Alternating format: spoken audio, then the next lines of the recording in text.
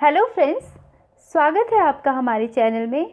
आज का हमारा टॉपिक है रस, उसकी परिभाषा और प्रकार। इस लेसन में हम लोग रस के विभिन्न प्रकारों की चर्चा करेंगे और उसको उदाहरण सहित समझेंगे। तो हम लोग रस की परिभाषा देखते हैं। पहले, काव्य पाठ अथवा नाटक देखने से पाठक अथवा दर्शक के मन में जो आनंद उत्पन्न होता है उसे रस कहते हैं। आप लोग ध्यान दीजिए, काव्य पाठ अर्थात यदि किसी पुस्तक को हम लोग पढ़ते हैं या फिर किसी काव्य को पढ़ते हैं या फिर किसी नाटक को देखते हैं, तो उससे जो किताब पढ़ने वाले अर्थात जो काव्य का पाठ करने वाले होते हैं अर्थात जो नाटक देखने वाले होते हैं, तो उनके मन में एक अजीब सी शांति होती है, अजीब सा अनुभव होता है। उसको देखकर या फिर पढ़कर काफ़ी आनंद की अनुभूति होती है। तो जो हमारे मन में आनंद की अनुभूति होती है तो उसे ही रस कहते हैं। अर्थात काव्य या कविता साहित्य को पढ़ते समय हमें जिस आनंद व रस की प्राप्ति होती है उसे रस कहते हैं। ठीक है, काव्य या कविता या फिर साहित्य, किसी भी प्रकार की पुस्तक पढ़ते समय या फिर किसी भी नाटक को देखते समय उस समय हमें जिस आनंद की प्राप्ति होती है उसे रस कहते हैं। भरत मुनि ने सर्वप्रथम अपनी कृति नाट्य शास्त्र में रस शब्द का प्रयोग किया है। ठीक है, रस शब्द का सर्वप्रथम प्रयोग भरत मुनि की नाट्य शास्त्र में होता है। इनकी पुस्तक है नाट्य शास्त्र भरत मुनि की, और उन्हें उसी पुस्तक में इन्होंने रस शब्द का उल्लेख किया है।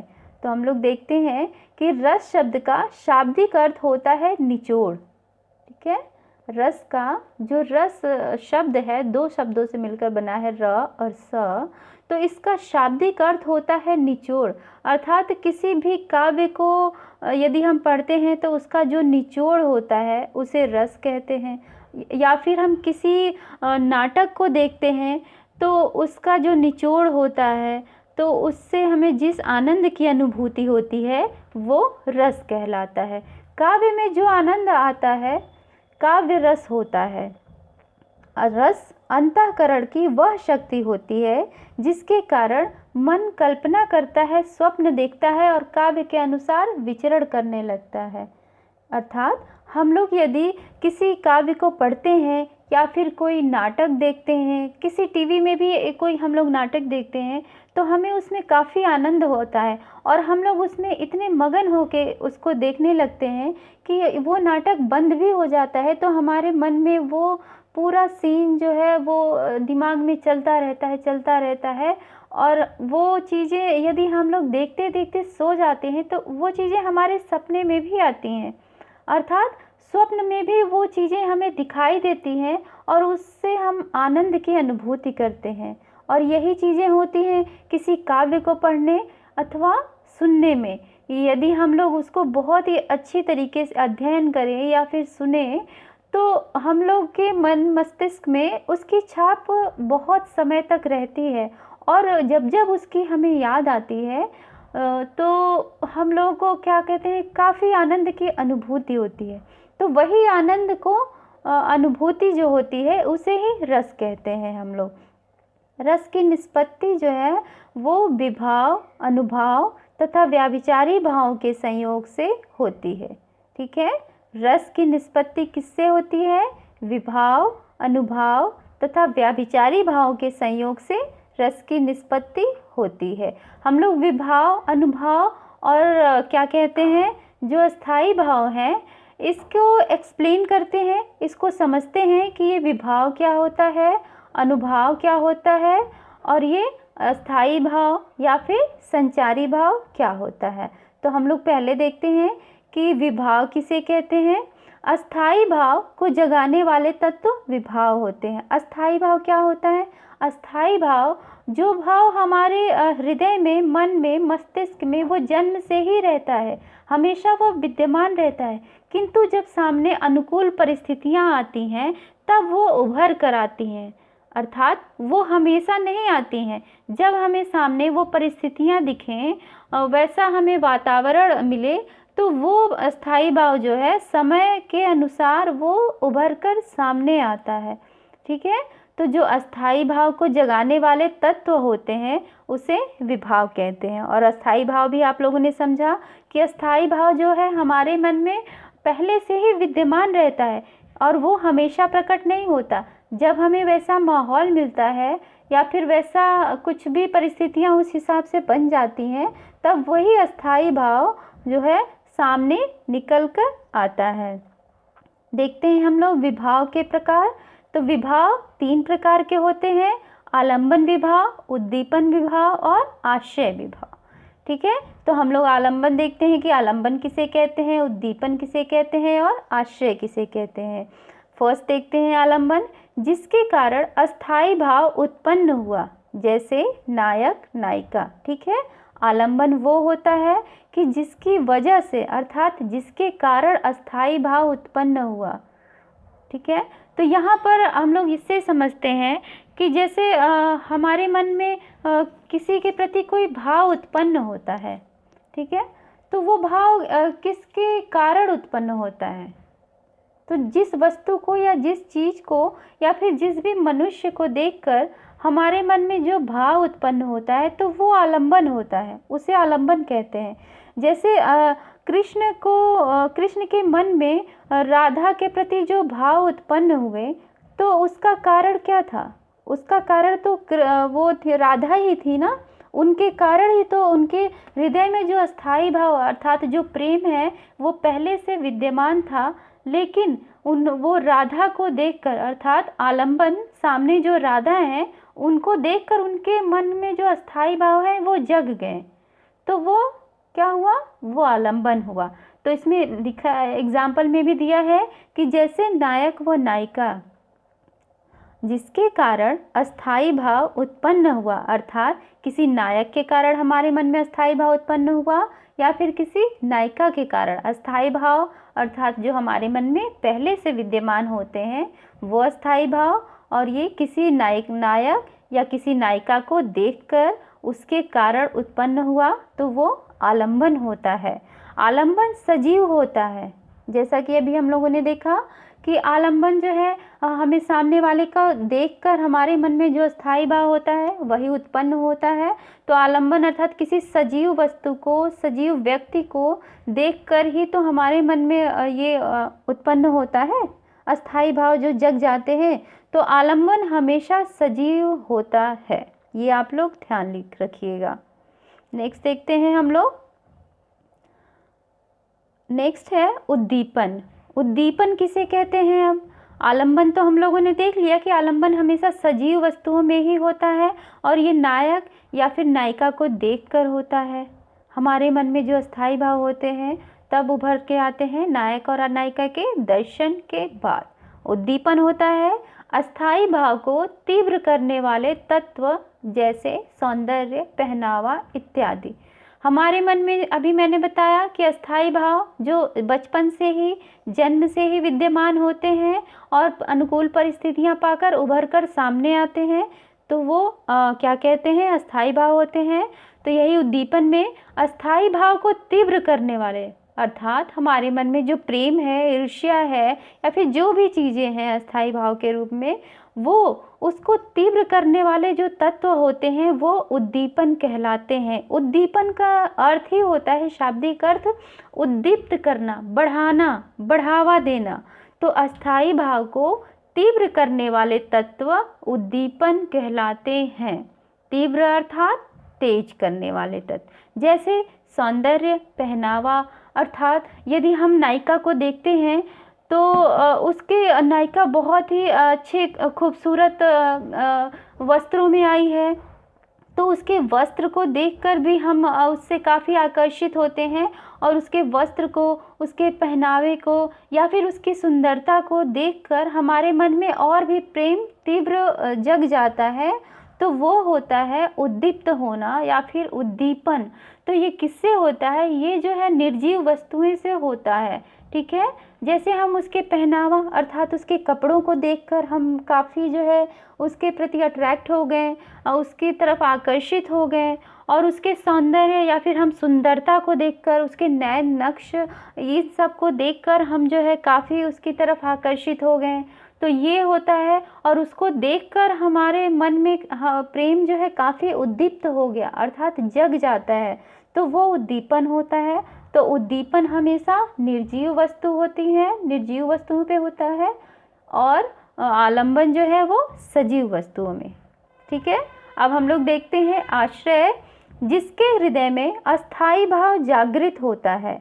जैसे नायक और नायिका, आश्रय उसे कहते हैं कि जिसके हृदय में अस्थाई भाव जागृत होता है। जैसे और राधा कृष्ण हैं, इनका ही उदाहरण हम लोग लेते हैं कि राधा का कृष्ण के प्रति उनके हृदय में अस्थाई भाव जागृत होना, अर्थात कौन सा अस्थाई भाव जागृत होना? रति अर्थात प्रेम अर्थात श्रृंगार, इन सब के भाव जागृत होना। तो ये जो है ये नायक और नायिका के हृदय में अस्थाई भाव ये जागृत होते हैं, तो वही आश्रय होते हैं। जिसके हृदय में अस्थाई भाव जगता है वही आश्रय होता है। अब हम लोग देखते हैं कि अनुभाव किसे कहते हैं। मन के भावों को व्यक्त करने वाली शारीरिक चेष्टाओं को अनुभाव कहते हैं।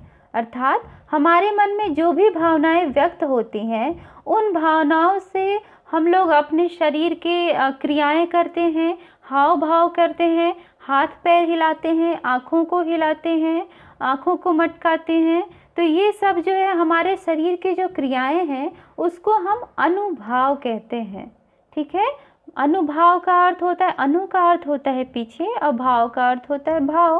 तो अर्थात हमारी भावनाओं के पीछे चलने वाली कौन सी? हमारी भावनाओं के पीछे चलने वाली हमारी प्रतिक्रियाएं, हमारी शारीरिक प्रतिक्रियाएं, हमारी शारीरिक चेष्टाएं।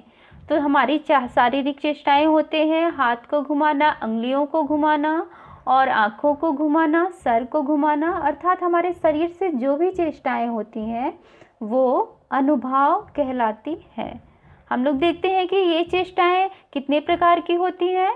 तो ये चेष्टाएं दो प्रकार की होती हैं। ये एक पहला कायिक चेष्टाएं होती हैं और दूसरा सात्विक चेष्टाएं होती हैं। तो कायिक, जैसे कि कायिक शब्द का अर्थ है काया अर्थात हमारा शरीर, ठीक है। तो कायिक अर्थात जानबूझकर की जाने वाली शारीरिक क्रियाएं।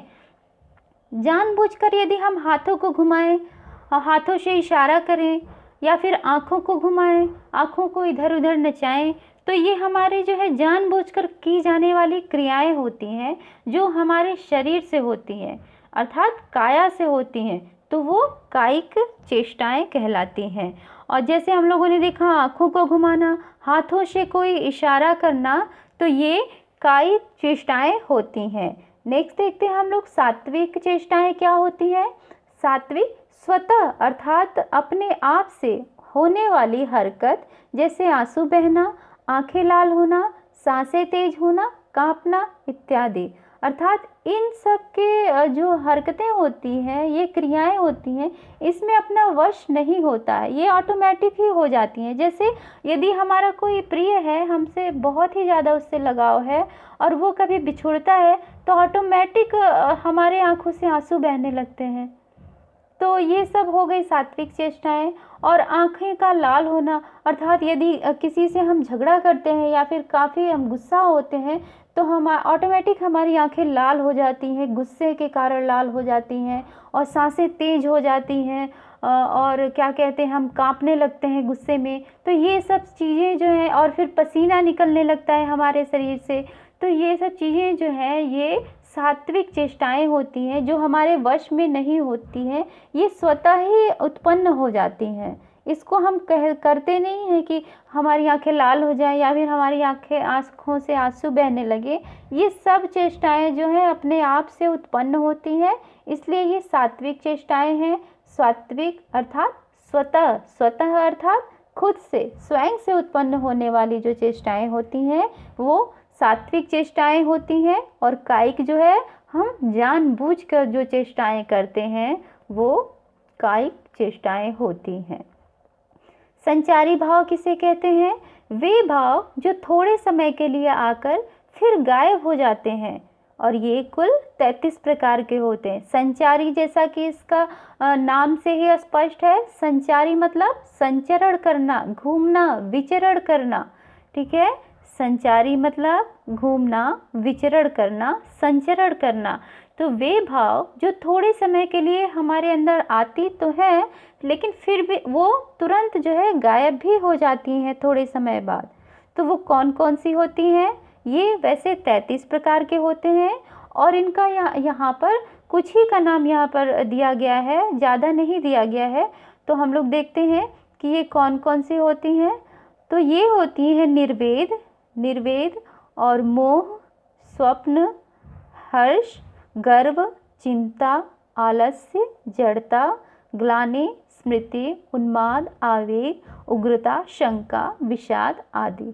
ठीक है, और भी होती हैं, 33 प्रकार की होती हैं, बट हमने समझाने के लिए आपको सिर्फ इतना ही यहाँ पे लिखा हुआ है। तो ये जो है निर्वेद होती है, अर्थात शांत रस का ये अस्थाई भाव है निर्वेद। तो ये इससे कोई कुछ भी अनुभूति नहीं होती, बस एकदम मनुष्य शांत हो जाता है।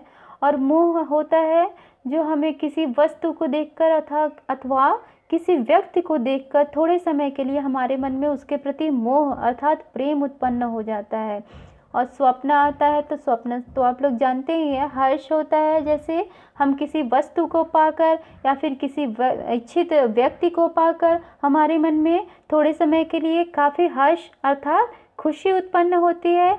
उसी प्रकार हम अपने लायक अर्थात हमें अपने जीवन में या फिर जो भी हमें उपलब्धियां मिलती हैं, कभी कभी हम उसको थोड़े समय के लिए उस पर गर्व करते हैं, और कभी कभी थोड़े समय के लिए हमें कुछ चिंता होने लगती है। कभी कभी हम लोग आलस्य करते हैं, कभी कभी जड़ता अर्थात हम लोग एकदम चुपचाप बैठ जाते हैं, समझ में ही नहीं आता कि क्या हो रहा है, कैसे चल रहा है। तो ये होता है जड़ता। और ग्लानि, स्मृति, उन्माद, और स्मृति अर्थात किसी की याद आना, थोड़े समय के लिए कोई याद आता है, फिर उसके बाद इंसान अपने कामों में व्यस्त हो जाता है तो वो भूल जाता है। उसके बाद उन्माद होता है, गर्व होता है। उन्माद अर्थात गर्व मतलब बहुत ज़्यादा उसको किसी चीज़ का, अपने धन का घमंड हो जाता है थोड़े समय के लिए, फिर ये गायब हो जाता है। आवेग हो जाता है, उग्रता हो जाती है उसके अंदर, और किसी भी व्यक्ति अथवा वस्तु को लेकर शंका उत्पन्न हो जाती है। विषाद अर्थात दुख उत्पन्न हो जाता है। तो ये सारे जो है संचारी भाव हैं, जो संचरण करते रहते हैं, अर्थात थोड़े समय के लिए आते हैं परिस्थितियां वश, और उसके बाद जो है ये थोड़े ही समय में गायब हो जाते हैं। तो संचारी अर्थात संचरण करना, और ये कितने होते हैं? 33 प्रकार के होते हैं। ये देखते हैं हम लोग रस के भेद को। सामान्यतः रस 9 प्रकार के होते हैं। कितने प्रकार के? 9 प्रकार के होते हैं। ठीक है, परंतु वात्सल्य रस को 10वां एवं भक्ति रस को 11वां रस माना गया है। बाद में 2 रस को बढ़ाया गया, वात्सल्य रस को और भक्ति रस को। वात्सल्य रस अर्थात पुत्र का जो मोह होता है, पुत्री का अर्थ मोह होता है, जो संतान का मोह होता है, उसे वात्सल्य रस में रखा गया है। और इसका सबसे अच्छा वर्णन सूरदास ने अपनी कविताओं में किया है। कृष्ण को लेकर, कृष्ण का बाल रूप को लेकर ये वात्सल्य रस का सबसे सर्वश्रेष्ठ उदाहरण सूरदास की कविताओं में पाया जाता है। अब हम भक्ति रस को देखते हैं, जो क्या कहते हैं, ये एक दूसरे रस को माना गया है, 11वें रस को। तो भक्ति अर्थात भगवान के प्रति भक्ति होती है। किसी भी ईश्वर में यदि हमें आस्था है तो उनके उस जो है सगुण रूप को लेकर हमारे मन में एक भक्ति की भावना जागृत होती है, तो उसे हम भक्ति रस कहते हैं। अर्थात पहले तो 9 ही रस था, किंतु बाद में वात्सल्य रस 10वां और 11वां जो है भक्ति रस को भी शामिल कर लिया गया, तो पूरे रस की संख्या 11 हो गई है। अब हम लोग रस एवं उसके अस्थाई भाव क्रमशः निम्न प्रकार हैं, उसको हम देखेंगे। ठीक है, तो रस जो है 9 रस होते हैं, किंतु बाद में जो 2 रस को जोड़ लिया गया है वो, और उसके अस्थाई भाव और उसकी पहचान की ट्रिक हम लोग देखेंगे कि कैसे हम लोग पहचाने कि ये रस में क्या होता है, और किस कोई लाइन आ जाएगी तो हम लोग कैसे समझेंगे कि ये कौन सा रस है। तो आइए हम लोग देखते हैं। पहला, श्रृंगार रस। इसका अस्थाई भाव होता है रति। इसकी पहचान होती है कि स्त्री पुरुष का प्रेम दिखाना। स्त्री पुरुष अर्थात किसी भी जीव का एक दूसरे में आपस में प्रेम दिखाना होता है, तो वो श्रृंगार रस के अंतर्गत आता है। दूसरा, हास्य रस। इसमें बहुत ही ज़्यादा हंसी मजाक का वर्णन होता है। अंगों या वाणी से या फिर किसी प्रकार का ऐसा शारीरिक वेशभूषा इंसान बना लेता है कि सामने वाला उसको देखकर हंसने लगता है। फिर नेक्स्ट देखते हैं हम लोग वीर रस, जहाँ पर बहुत ही उत्साह का वर्णन होता है। तो बहुत सारे हमारे जो है साहित्य में या फिर हमारे देश में बहुत सारे वीर जो है, वीरों का वर्णन है, और वहाँ पे बहुत उत्साह से वो लोग पूरे युद्ध को लड़ते हैं। तो वहाँ पर वीर रस होता है और इसका स्थायी भाव उत्साह होता है। और करुण रस, जहाँ पे शोक का भाव होता है, अर्थात कोई अपना प्रिय व्यक्ति या वस्तु से दूर होने पर या फिर बहुत ही उससे एकदम से अलग हो जाने पर जो वियोग होता है, जो दुख होता है, तो उससे हमें करुण रस उत्पन्न होता है और इसका अस्थाई भाव जो है शोक होता है। पांचवा है शांत रस। इसका अस्थाई भाव निर्वेद होता है। ये संसार तथा किसी भी वस्तु या व्यक्ति के प्रति उदासीनता का भाव होता है, और ये भाव साधु और सन्यासों में जो सन्यासी होते हैं उनके अंदर बहुत ही अधिक मात्रा में देखने को मिलता है, क्योंकि उनको संसार से या सांसारिक वस्तुओं से या कोई भी भोग विलास से किसी प्रकार का कोई लोभ नहीं होता है, तो उनके अंदर जो है शांत रस रहता है। अद्भुत रस होता है, जैसे किसी भी व्यक्ति या वस्तु, कोई अजीब सी वस्तु या किसी चीज़ को हम लोग देख लेते हैं तो उससे एकदम आश्चर्य का भाव उत्पन्न होता है हमारे अंदर, तो वो होता है अद्भुत रस। भयानक रस होता है, जैसे बड़ा अनिष्ट कर सकने में समर्थ जीव जंतु, अर्थात सामने किसी बहुत ही भयंकर जीव जंतु या फिर किसी भी व्यक्ति को देखकर हम बहुत हमारे मन में डर उत्पन्न हो जाता है। भयानक अर्थात उसके भयानक रूप को देखकर हमारे अंदर भय उत्पन्न हो जाता है, तो वो भयानक रस होता है। इसका अस्थाई भाव भय होता है। रौद्र रस होता है कि काम बिगाड़ने वाले अथवा दंड देने वाली मनोवृत्ति होती है। रौद्र अर्थात बहुत ही ज़्यादा क्रूर रूप होता है जो धारण कर लेता है, या फिर सामने वैसे व्यक्ति को देखकर हम काफ़ी उसके क्रोध को देखकर हमारे अंदर भय का वातावरण उत्पन्न हो जाता है, तो वो होता है रौद्र रस। इसका अस्थाई भाव क्रोध होता है। विभत्स रस होता है, जिससे घृणा का भाव उत्पन्न होता है। घिनौने बहुत ही गंदे पदार्थों को देखकर हमारे मन में बहुत घृणा का भाव उत्पन्न हो जाता है, तो वो विभत्स रस कहलाता है। इसका स्थायी भाव जुगुप्सा होता है। नेक्स्ट है वात्सल्य रस। वैसे तो 9 ही रस माने गए, किंतु 10 और 11 वात्सल्य और भक्ति को बाद में बढ़ा दिया गया। तो वात्सल्य रस अर्थात किसी बाल रूप का जो है, बाल रूप को देखकर हमारे मन में जो वात्सल्यता का भाव आता है, प्रेम का भाव आता है, तो वो वात्सल्य रस होता है। उसी प्रकार भक्ति रस होता है, जो देव अथवा ईश्वर के प्रति प्रेम जो होता है उसके प्रति हमारे मन में जो भक्ति उत्पन्न होता है, तो वो होता है भक्ति रस होता है। ठीक है, तो हम लोगों ने आज रस के बारे में, रस के जो इम्पोर्टेंट जो बिंदु थे उसको हम लोगों ने काफ़ी अच्छी तरीके से समझा। अब हम लोग जो है नेक्स्ट पार्ट में क्या कहते हैं, इसके प्रकार और उसकी परिभाषा को अच्छी तरीके से समझेंगे। तो आप लोग क्या कहते हैं, यदि आपको रस पसंद आती है, मेरा पढ़ाया आप लोगों को पसंद आया, तो आप लोग प्लीज़ मेरे वीडियो को लाइक करिए और चैनल को सब्सक्राइब करिए।